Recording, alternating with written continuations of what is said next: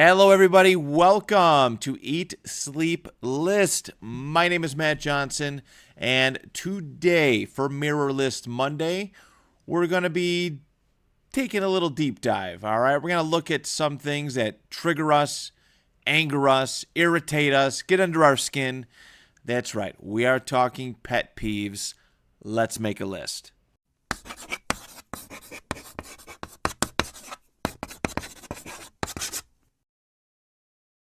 So a pet peeve, loosely defined, is something that annoys somebody.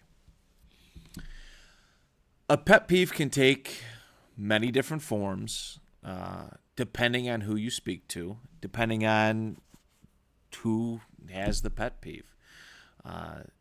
There are many pet peeves, okay?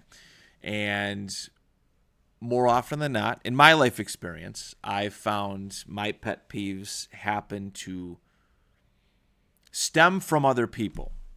All right. And this goes back to some of my conversations last week, some of the things I mentioned, about things, getting frustrated about things that aren't in our control. That is the general basis for a lot of my pet peeves. Now, there are a lot of people who are pet peeved by themselves. All right. There's reactionary comments and behaviors that are just ingrained into our subconscious. So, for example, somebody says something and your instant reaction without thought is to say something absolutely inappropriate. It's a hard habit to break, especially if you like being a jokester, comedian of sorts.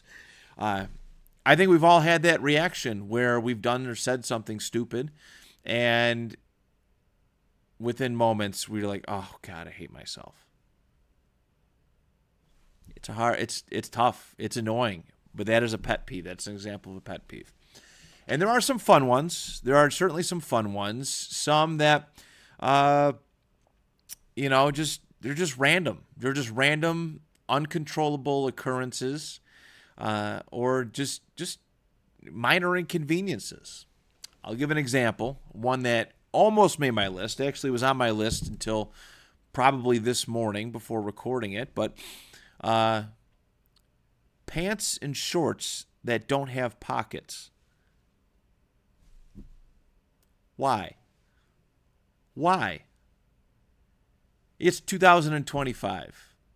I should not come across pants or shorts that don't have pockets. That is insane. It's irritating. And granted, the only reason why I would fall for something like that is if I wasn't paying attention when buying it. But again, it's 2025. Why are there pairs of pants and pairs of shorts that don't have pockets? It's kind of infuriating. But funny at the same time. It's obviously, again, my fault that I purchased something that doesn't have pockets. But there are a lot of variations, all right? It depends on personalities. It depends on the person, what their pet peeves are. And that's why I wanted to look at this list. I wanted to analyze this list, and because it's a lot of fun, all right? It's a lot of fun looking at ourselves, and that is one of the major points for every single episode that we do, is to make a list and see for today's example, what are our pet peeves? What are things that irritate me?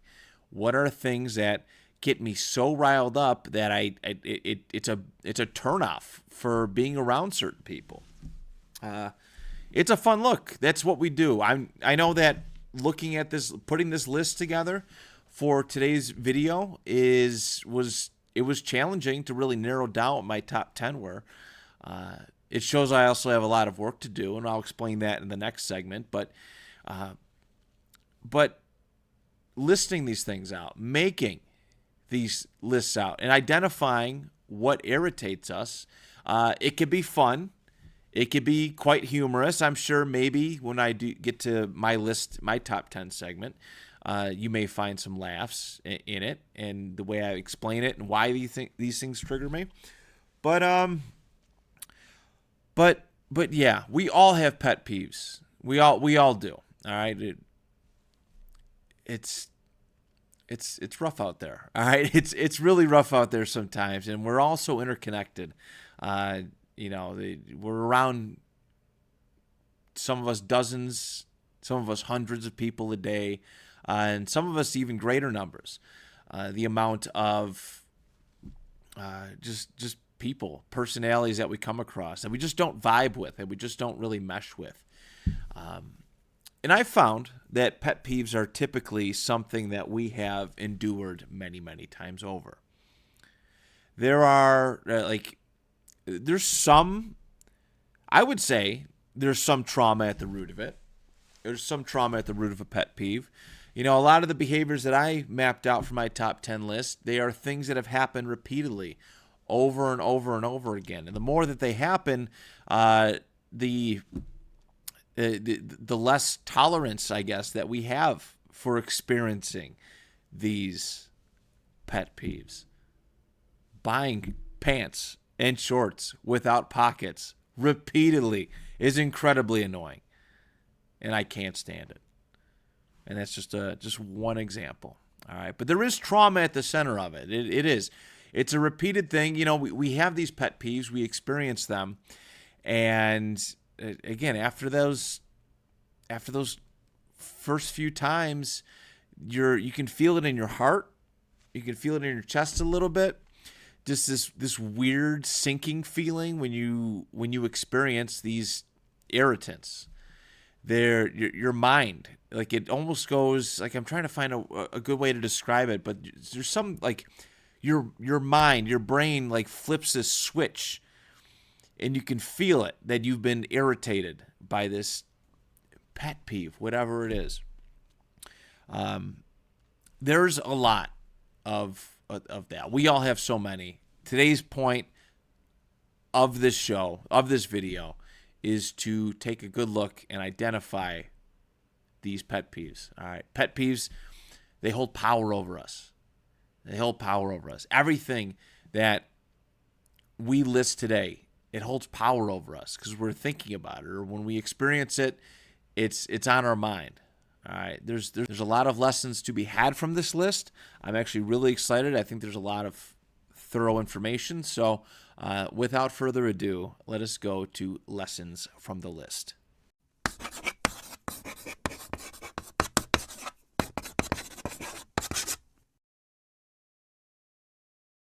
If there's one quote, phrase, sentence, cluster of words that I want everybody to take home from this video, from watching this video, it's that to be offended is a choice.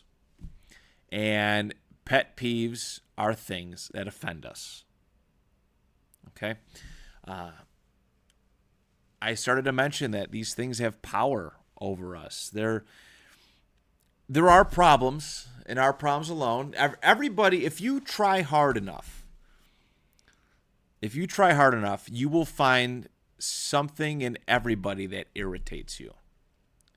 But that is on you, and it's on me. Okay? I can find red flags about just about anybody I'm around, associated with. Some are easier to find than others, but if we are choosing to look to be offended, a lot of red flags are going to go up when we interact with certain people. It's our problem. It's our problem alone. It is not. Yes, there are some behaviors that people could and maybe should change, but what we find irritating in other people, it is not their responsibility. They're being them. And take it from somebody who has been told how irritating they are many, many times over my life. Told that, the way I am, the way I think and do things, and my various mindsets are just, they're weird, they're shoddy. Like, that's nobody's business. This is like, it's this weird, like, hive mind mentality where, like, I don't know, like everybody feels that they all have to think and be the same as everybody else. It's strange. It's really peculiar. But that you have no business telling somebody how annoying they are, that they really talk too much. And I want to be very clear, my pet peeve list, my top 10 things that irritate me, these are not just pet peeves. These are things that I have to work on. I have to work on these things not having power over me. And by having power over me, meaning affecting my moods, affecting how I am. All right, these little irritants. It can really ruin a day. I can't tell you how many times a pet peeve has sent me spiraling in a overthinking binge. Okay, just or I start having imaginary arguments with people. It's really scary. It certainly can be. But these are our problems. We have to work on it. We have to, when we hear or see, witness one of these pet peeves that trigger us, we have to learn to take a deep breath, calm ourselves down right out of the gate. And that is the only way that we can work out our pet peeves. Okay? We got to break this habit of instantaneous reaction, emotionally, mentally, sometimes physically. We have to figure out a way to break these habits. That's the only way to get better. I talked last week, 1% better every single day. Pet peeve list is a great way to learn, to examine how to be better just a little bit every single day. You got to acknowledge them. We have to be open and honest about what irritates us. And I'm sure a lot of people who are watching this video who know me on a personal level, not face to face, you're going to learn some things about me today. And maybe some dots will connect as to why I tend to get quiet, freeze up, put on a resting, I don't want to swear. I don't want to get in trouble or dinged, but just a resting, irritated face. Let's go with that. People are going to learn. We have to identify them. We have to be open about it. We have to be honest about them, and we have to work on them if we want to do better, if we want to be better. Life, in my opinion, is all about growing. It's all about growth, and a pet peeve list is an excellent way to map out how to be better. And also, one of probably the final lesson that I want people to take away from this video is that if we are so easily offended, if we are so easily triggered by the actions, behaviors of others around us, then we're never going to get better. We're always going to be looking for excuses and reasons to be upset with people. We have to learn to not let the rest of the world affect us. My lessons, my advice to my younger self list, I brought up a lot of stuff about not living the life that other people want us to live. And that was a message to my younger self because I was somebody who let other people pull me in all sorts of crazy different directions that I didn't necessarily want to go in. And that is the basis of letting the world get to us. If we're happy about something, we're letting people put us down, make us feel bad about liking or believing some of the things that we do. We have to figure this out to do better.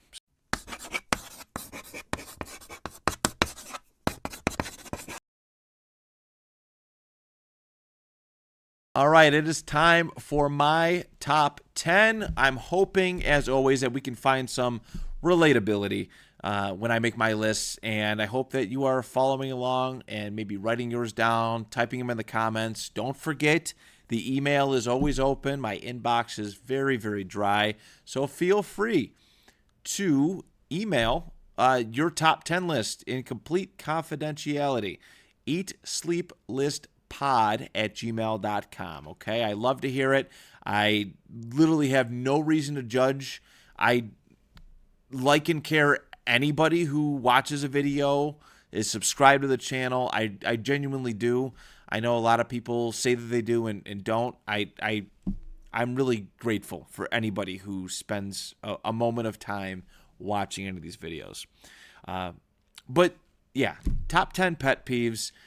Think long and hard about yours. Again, find a quiet spot. Make a list after you're done watching this video, of course. Make a list and identify these things and get to work.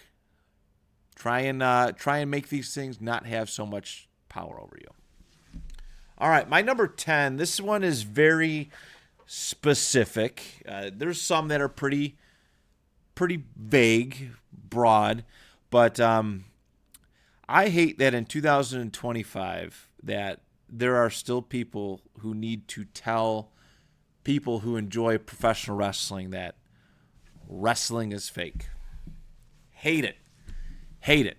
They say it like they just uncovered something about the JFK assassination. Like, oh, did you know this, this, and this? No kidding that wrestling is a unique form of entertainment. It's sports entertainment, and it has been that way for a very, very long time. I just generally, you bring it up around people. Like if you're having a conversation with one person who's passionate about it, and there's always somebody,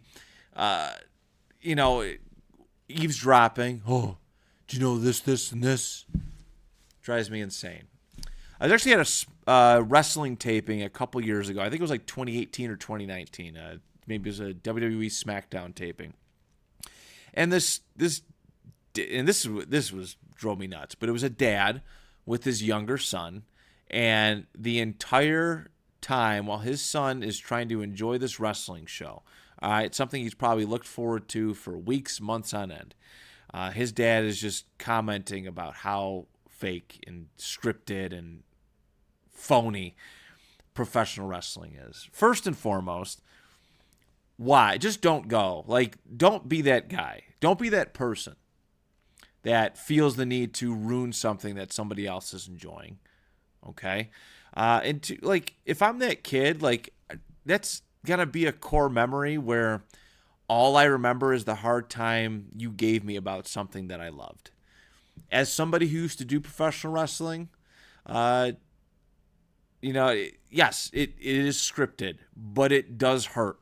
Okay, I had a torn bicep that went undiagnosed, and I hurt my knee from wrestling, along with a bunch of other things. And one of my best friends fractured his skull doing professional wrestling. Okay, so the whole wrestling is fake crowd. Shut up. Shut up. Do you say that movies are fake? I will argue with you with this. Do you sit and watch a Star Wars movie and the whole time you're like, Star Wars is fake, bruh. It's real fake. This ain't real. Do you sit and watch what's a good TV show? Like a Marvel, like Daredevil's out right now. Do you sit there and watch, man, this isn't real. This is so fake. If you do, get help. But just stop. Just stop. Let people enjoy things. If it's not harming anybody else, just let them enjoy. There's no need to be the person that has to yell and tell people how fake professional wrestling is. Sports entertainment. Let people enjoy things. That's my number 10. Number 9. The where's my invite people. I got this a lot on my days of social media where I'd post pictures or videos of me and some close friends doing something, hanging out, seeing something cool, maybe at a football game, maybe at a wrestling taping, something else. And there's always that, most always, I had somebody or multiple people comment, where was my invite? Somebody actually did that to me after my wedding. Somebody who had gotten married previously didn't invite me to their own wedding and thought that they should have had an invite to theirs. Flabbergasted, blown away by the audacity. If you're not invited to something, you are clearly not wanted. I think that's a tough lesson to be had. Like, it's sad. It's something that I've realized. I mentioned last week about the story at the was it last? No, sorry, it was two weeks ago for the Qualities of Friends list, the graduation picture that I was in but then excluded from. I wasn't invited to that picture because I wasn't wanted. And roll with that. All right. I've always tried to be somebody who invites everybody, right? I talked about my open invite functions that I had. I want everybody around. But for everybody else who's begging somebody to invite them to something, it would be inauthentic for that to happen. So stop asking where your invite is, okay? It's not coming. It's not happening. Stop begging to be around people that don't want you around. That is my thing. And also, I shouldn't have to, like, if I want to hang out with somebody, there shouldn't be this chain of messages or commands that I have to go through before finalizing these plans. It's so weird. I tend to find, too, that the where's my invite people, usually when they're invited to stuff, they don't show up. They don't show up anyways, and then you finally get sick of being left and not visited or not seen, and you just give up. You stop inviting people. So, but that's my experience with that. That's a pet peeve. If you say where's my invite to somebody, I'm going to tell you weren't wanted. All right, just got to be brutally honest. I did not want you there. Aggravates me. So aggravating. Okay, number 8. Moving around. Look at, we're healing. I am healing.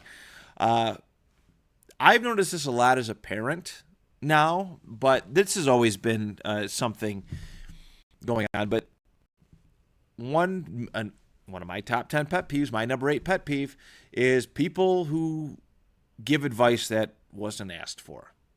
All right, I've especially felt this as a parent because I have my own philosophy on how to raise kids. Not that I've done it before, but I have a philosophy on raising kids.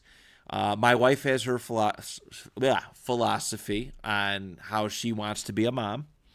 And there's a lot of people who just love to say, hey, you should do this. You should do that.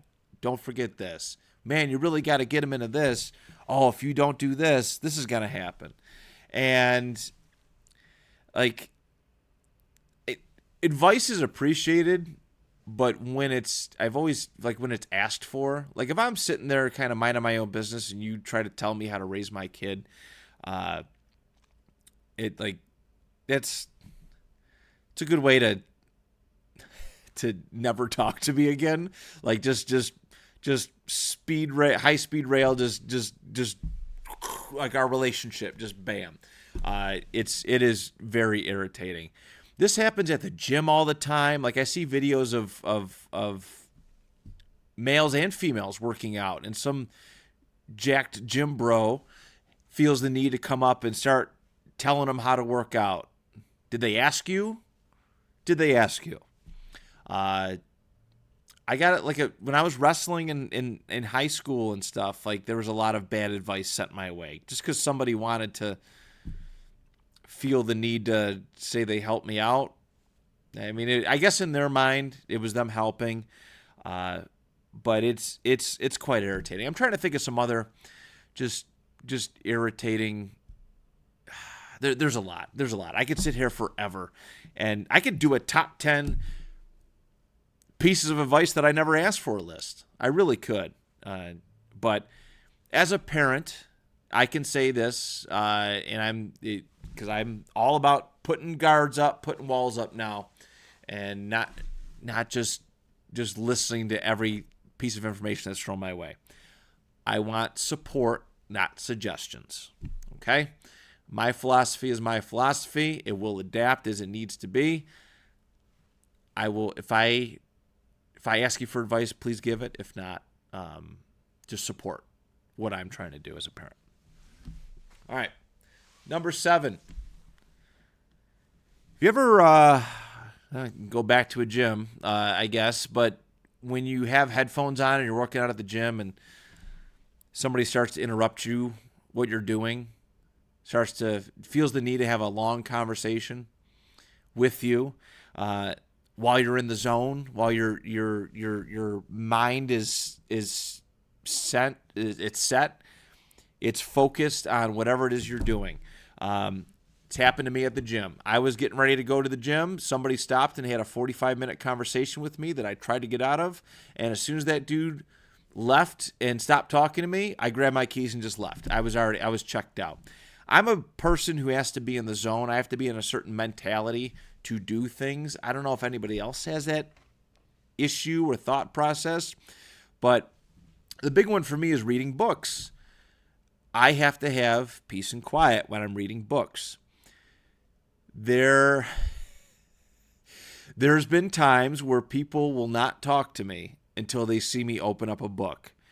And my response is closing the book, putting it off to the side, and just waiting intently for them to finish what they're going to say. And sometimes I do it multiple times over and over again. So if somebody finishes said rant, I'll open my book up again. And then if they start talking again, I'll close it again so I can give them my undivided attention. I have a very loud, noisy life constantly. So when I get peace and quiet and am focused in on doing something, anybody who tries to break that peace and just ruin like the experience for me, it stinks, and it makes you not want to be around those people. It makes you want to avoid those people. This happened to me at work a lot of times where I would be sitting on break, sometimes my only chance to read a book in a day, in a long work day, and people they just talk, and it's kind of translated into another list entry a little bit further down, but yeah, like if somebody's in the middle of something, just let them be. Just let them be. Just books, watching movies, like people who talk through movies. God dang. Yeah, all right, I'm getting worked up, but I'm healing. Number 6, oh, good Lord. This is the benefit. This is one of the nice things about not being on social media. Okay? It's like this virtue signaling thing where people feel the need to have to announce that they are doing something or not doing something. The one that gets me, the one that really gets me, and I see it every year, it's like the 4th of July. All right. It's one of my favorite holidays. It is my favorite holiday. I just love the idea of being outdoors with nice weather, playing various sports, eating good food, and every year, like clockwork, there is multiple people who feel the need to post about how they're not celebrating the 4th of July because XYZ, right? There's all sorts of various reasons. You just don't have to post about it, okay? Like you just don't have to publicly announce it. You're obviously looking for attention. You're looking for likes, reactions, or maybe somebody to validate your thought process. But I don't understand the feeling of doing that. And people do that with all sorts of holidays now. Like Juneteenth is one that people haven't accepted, like, and it's gonna take some time. That's one that it's like, okay, like if you don't want to celebrate, just don't celebrate it. Like, it's okay. You don't have to publicly announce that you're going against this trend. It's so weird how people want to get attention for not doing something. Hey, everybody, look at me. Look at me not doing something. Like this post. Like this reel. God, touch grass. Please. For the love of God. You don't have to post about it. All right? All right. We are on the top half now. My number 5. People who use sports teams to treat others like crap. Okay? That is, I don't get this one either. If your whole personality is your favorite sports team and you use it to try to put people down, like touch grass, I guess. Like, I seen this video come up on TikTok a couple months ago. It was some guy, you think he was wearing an Eagles hat or something, it was in Buffalo.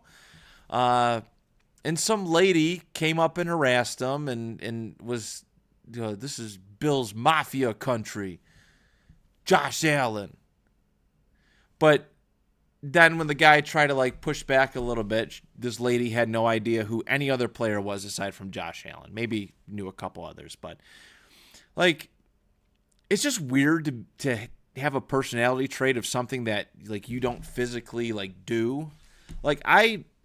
In my day, unless I had it as a last defense, right? I would never use being a Colts fan and the Colts' success in the mid-2000s. I would never do that to try and put somebody down. People would come at me. I'd be like, Colts did this, yada, yada. I used to get knocked a lot for the Colts losing to the Patriots by Bills fans, who Tom Brady, I think, only lost to 3 times in his tenure in Tampa, maybe even his entire career, but at least in his tenure in New England. You didn't do anything. You didn't do anything. You don't play for the team. I get it. You root for them. When something good happens, it's exciting. That's a good reason to be happy. But I've never understood why people will use a team that they happen to choose to root for to put down somebody else because of who they root for. Everything comes back full circle, okay? It does, and I remember these things, and I may not react, but the people who have used their affinity for a certain sports team to try and have something on me, it's oh man, what did you do out there today? Did you catch the ball really good? Did you block really good? Did you pass really good? No. Get out of my face, all right? Pet peeve. I'm healing. I'm getting better at ignoring these things, but yeah, I'm sorry. There's more to life than your favorite sports team. Who, there's other things going on. All right, number 4.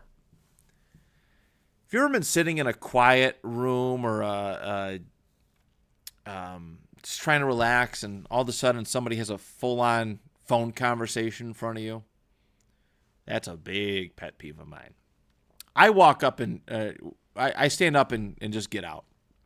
I try to avoid places like that. People have done that in work break rooms, very small contained work break rooms, and they're usually loud conversations. Sometimes they're on speakerphone, and I just as somebody who tries, I know this show is it's hypocritical of me to say this, but as somebody who tries to remain pretty private, I don't like to tell people stuff and things what's going on. Having a full-blown conversation on speakerphone in front of other people is it's wild to me. That's wild to me. I don't want to know your business. I shouldn't have to hear your business. Nobody take that outside. Go somewhere.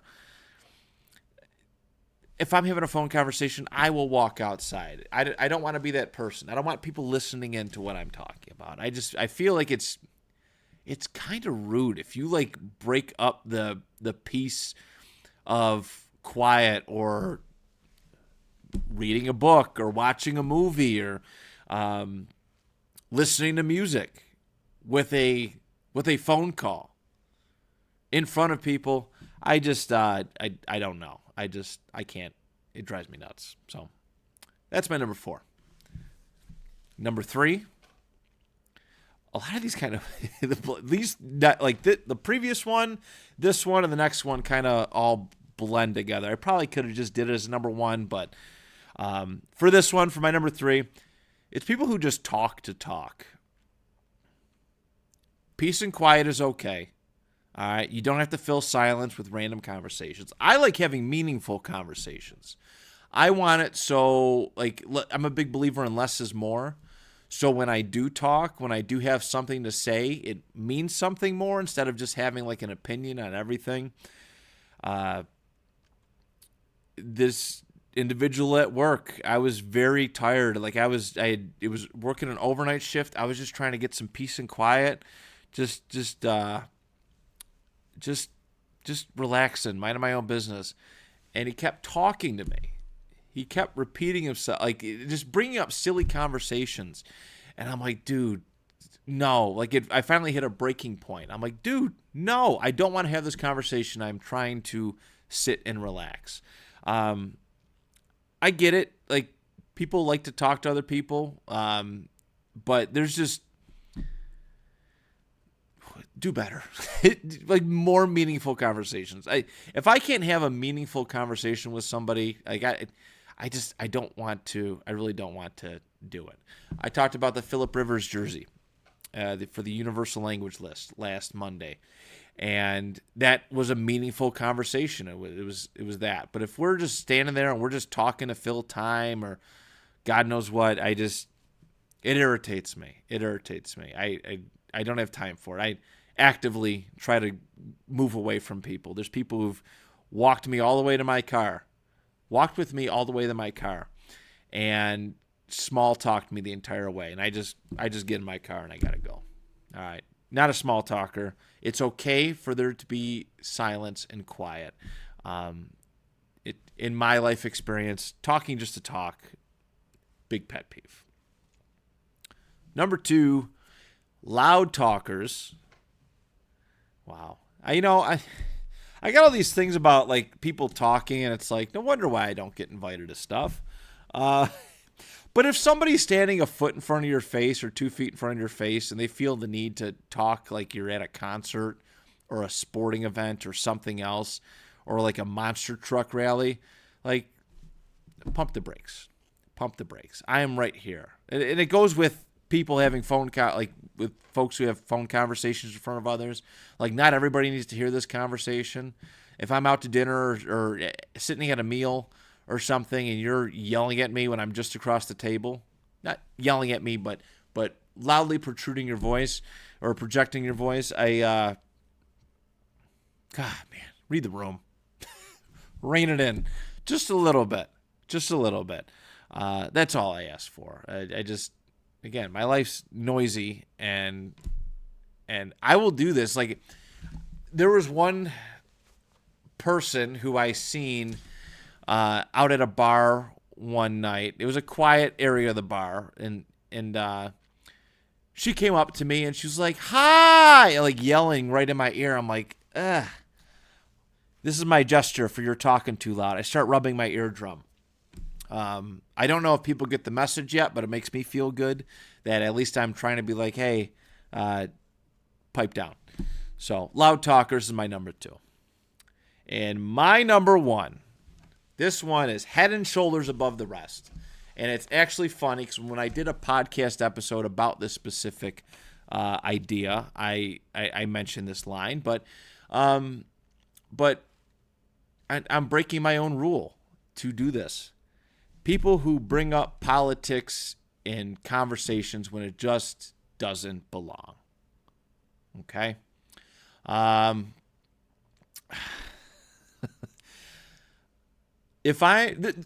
want to stress that speaking about politics, I think in world happenings, I think it's important. But I think it's important in the correct setting. The correct setting to me is not as I'm watching professional wrestling show. It's not as I'm watching a movie. It's not when I'm reading a book, all right, or watching TV or in some kind of specific mood or zone. It just doesn't need to happen. And again, this one, it's gonna take me this is gonna be the most challenging one to ever break, because I don't like talking with politics with just anybody. In fact, there's only one person in this world that I feel very comfortable having an open dialogue about politics with, and it's my buddy Brian. He's very level-headed and thinks for himself. And this is the thing that's also irritating too, is that a lot of people who like to bring up politics, like, they just don't have their own opinion. Like, I could be sitting there just taking it all this in, all this information in, and I'm like, oh, heard that one on Twitter, heard that one on TikTok, heard that one on Facebook. Like, people just don't have their own opinions on things. Like, they just sound like a mouthpiece for whatever side they're on. And if you're not, like, giving them the attention or reaction that they want, they just keep going. All right. I've been really close to snapping a few times and recently too, because I don't know. My view on politics is this. You can only control what we can control, right? We have no power over what everybody else does. So I vote, and that's it. That's all I can do about it. My mind, yes, things happen, important events come up, but no matter what, I still got to handle my business. I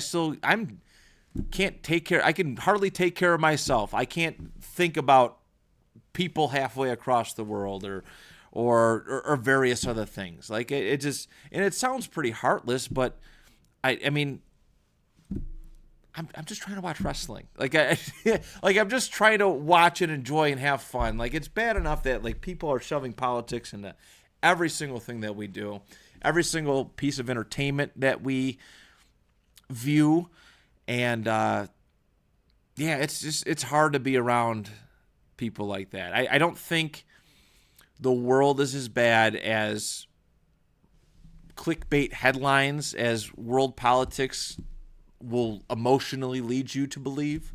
I think the world is a lot better than what we are told. I think people are a lot better than what we are told, right? I generally do love people. I don't care what your politics are, as long as you're not, like, complaining to me about politics all the time. Like, we can be cool. I just seen Bill Murray was on the Joe Rogan Experience not too long ago, and he brought up, if we talk politics, we're not going to get along. And I think it's an unnecessary thing in certain specific occasions. All right. Again, if people are having a good time watching something, don't be Buzz Killington and start bringing up the just something that triggers you, whatever it is, whatever side you are on. It doesn't matter what side you're on. I don't care if I agree with your politics. Shut up. I want to enjoy these things. I want to enjoy what I have a chance to enjoy. So there it is, everybody. Those are my top 10 triggers, top 10 pet peeves, things that really irritate me. I'm sure some of you learned a little bit about me today. Yeah. I feel a little bit better, but a lot of work to do. That is the important thing. That is the reason for these blueprints lists, is to figure out ways to be better. So thank you so much, as always, for joining me today on this Mirror List Monday. Of course, last week's Mirror List Monday will drop as a Just the List video on Tuesday. And we have our Fun List Friday. And then last week's Fun List Friday will drop Saturday, Just the Lists. I thank you all so much for your support, for your subscribes. I call it subscribes. For your subscriptions, for your views, the likes, the kind words. Always about constructive criticism, of course, and anything you can give me to help me out. I'm asking you. Rule number 8. All right, I'm actually asking you for advice. I'm asking you for advice. I'm not just waiting for you to just burden me with it. I'm actually asking, if there's things you think I could do better, please reach out. But that is it, everybody. Thank you so much. And until next time, do you even list?